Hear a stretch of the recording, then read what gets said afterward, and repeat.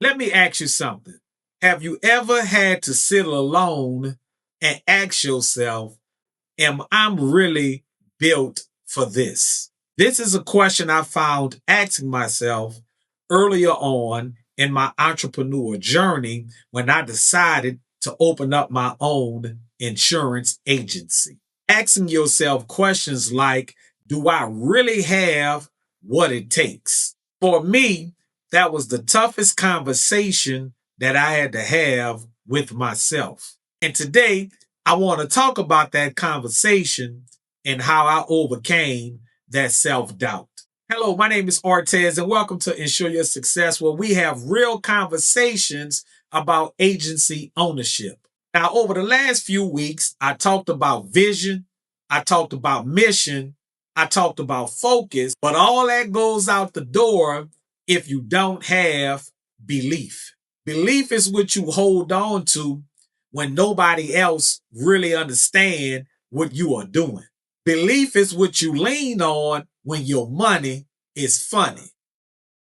And trust me, throughout this journey, your money will get funny. Belief was my biggest struggle. And that was the hardest conversation I had to have with myself. Not the belief in the business, but the belief in me. I would ask myself questions. Am I doing the right thing? Is this the right time to do it? When I decided to embark on this journey full time as an agency owner, I had just got married. My daughter had just been born, and I had a whole bunch of responsibilities. Here I was saying, I'm going to quit my job. I'm not going to work my job, and I'm going to go into this thing full time as an entrepreneur. But as you all know, at the time, that didn't sit too well with my then wife. It was a bold statement that I made, but deep down inside, I was terrified. Because let's face it, to be real, I really didn't want to disappoint my family. I lived most of my life at that time trying to make everyone happy.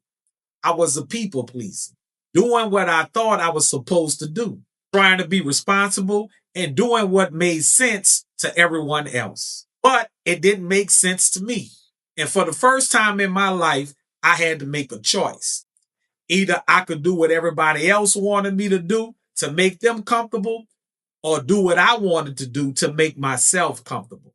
And to be honest, it made me feel kind of selfish. Big struggle that a lot of entrepreneurs go through when they get at that crossroad to choose whether to make themselves happy or continue to make everyone else happy. Whether to pursue their dreams or goal, or whether not to pursue their dreams and goal. To live out their vision as they see fit, or live out someone else's vision. I get it. It's a tough decision. And with each decision come consequences, good or bad. I personally chose my vision. And sadly, it did lead to me having a divorce with my then wife. Now, my family, they supported me, but they were skeptical. Like most people growing up, I was taught to get a good education and get a good job. So I can understand why they was a little skeptical. And at that time, I had just got married. I had a new baby and I had no money coming in. To be real with you, that was a lot of pressure. They wanted me to just go get a job. They told me, Tez, a job is going to provide you security, which we all know that's not true. And a job is going to give you steady income. Now, during that time, I never really had a problem getting what you call a good job. But something happened to me that year. During that year, I was laid off twice. So in my mind, I was like, how a job is going to give me security and a guaranteed income when I had just got laid off twice for what at that time was considered to be a good job. Now, I understand the reason for my family telling me this. They were telling me this because they love me and they didn't want to see me struggle. But sometimes your struggle is part of your calling. And that's where the real conversation had to happen. What most people don't understand about the journey is the mental part. I come from a family where everyone went to college, everyone got a job, and everyone followed the traditional path. And here it is, I come along and I want to break that tradition. I went to college, but I dropped out because I chose entrepreneurship. And when you choose a path that nobody understands, it gets kind of lonely. You don't get the same type of support that I got when I went to college. And it wasn't because they didn't love me, it was because they really just didn't understand. I was struggling financially while I watched other people live comfortably. And let me tell you something, that really messes with your mind.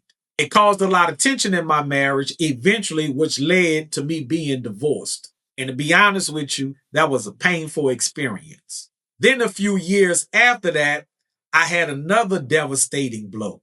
I lost my greatest supporter, which was my mother. Even when she didn't understand my vision, she still supported me. So now I had grief, pressure, and doubt all going through my mind. And like most entrepreneurs, I kept everything bottled in, which is not a healthy thing to do. But what saved me was my faith. That's when I stopped asking, do people understand what I'm doing? Or did God call me to do this? That's what gave me peace when I finally understood my purpose. I started to realize that I'm not confused, I'm just really scared. And that's normal to feel that way. But fear doesn't mean that you are wrong. It means that you're stepping into something much bigger outside of your comfort zone. So here's where I messed up. When I decided to pursue my entrepreneur journey, I had a conversation with myself, but I didn't have a conversation with my family.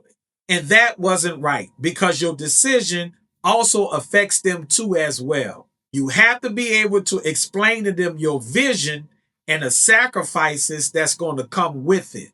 One of the key characteristics of leadership is effective communication, and that starts with your family. Tell them what you're trying to build, why it matters to you, what sacrifices come with it, what support looks like, and what your fears are. And then listen to their responses. Naturally, they're going to have concerns, but that doesn't mean that they are against you. It means that they care. Leadership is about finding the common ground. It's not about just my way or the highway. Think about this. If you can effectively communicate with your family and find common ground, then how are you going to build a business and lead others? Your family is your first step toward leadership.